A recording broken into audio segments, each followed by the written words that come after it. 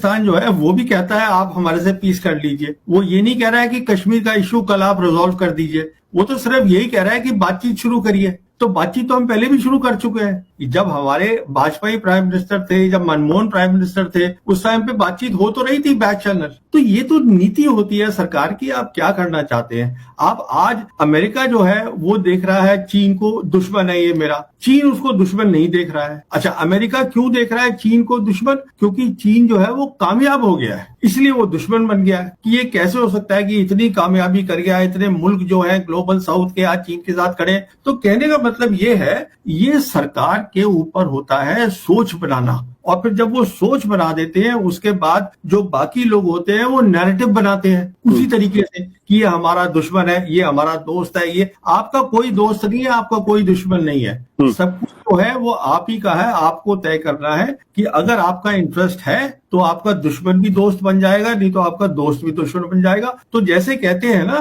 कि हर मुल्क को अपना इंटरेस्ट देख रहा होता है, दुश्मन कोई नहीं परमानेंट। सानी साहब, ये जो सीडीएस ने जो सिंगापुर में जाके कबूला कि हमारे विमान गिरे, भारत में भी तो कबूल सकते थे।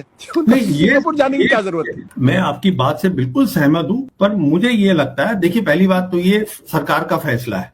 अगर उन्होंने कबूला है तो सरकार ने कहा होगा आप जाके वहां कबूलिए, अपनी मर्जी से तो किया है नहीं, ये पहली बात है। अच्छा, वहां पे जो था कोई और सवाल जवाब नहीं हुआ। अगर यहाँ पे ये कबूलते, अगर ये गोदी मीडिया पे भी कबूलते तो 15 मिनट के अंदर अंदर और सवाल खड़े हो जाते, तो वो थोड़ी बात भी दब गई। तो अब ये मेरी सोच है, पर उनको वाकई उनको हिदायत मिली है कि साहब आप वहां जाके कबूलिए। क्यों कबूलिए? क्योंकि अब ये बात छुप नहीं रही है, अब सारी दुनिया बोल रही है, तो कुछ तो कबूलना पड़ेगा ना। वहां जाके ये जो एयरफोर्स चीफ ने जो बात कही कि भाई समय पे हमको नहीं मिल रहा है, जो और बार बार भारत आत्मनिर्भरता की बात करता है, सेल्फ रिलायंस की बात करता है, मेक इन इंडिया की बात करता है, और अगर इंडियन कंपनीज अगर समय पे हमको नहीं दे सकती हैं तो उस कंप्लेन को आप कैसे देखते हैं? मैं कह रहा हूं जो एयर चीफ है वो बिल्कुल ठीक बोल रहा है।